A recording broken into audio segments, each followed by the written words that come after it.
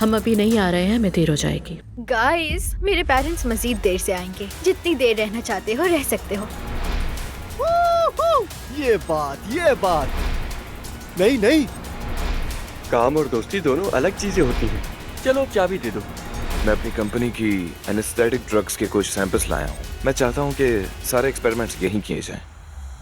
आपका बेटा तलाक ले चुका है और मेरी बेटी को बताया जा रहा है कि तलाक में वक्त लगेगा। क्या तुमने मुझसे झूठ बोला? तुम्हारी तलाक का अफसोस हुआ।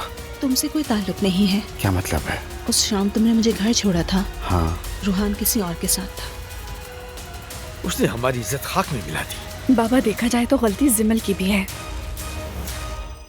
रेहान साहब ने हमारी कंपनी पे धावा बोल दिया है। किस लिए? भाई की तलाक की इत्तला उन्हें मिली थी।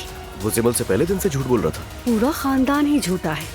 जिमल ने भी भाई से शादी करने के लिए हर बात मानी। इसकी वजह उसे अमीर घर में शादी जो करनी थी, बिल्कुल तुम्हारी तरह। मुझे जिमल के लिए अफसोस है, लेकिन मैं दुआ के लिए बहुत खुश हूँ। शारिक एक बहुत अच्छा इंसान है, दोनों साथ अच्छे लगते हैं।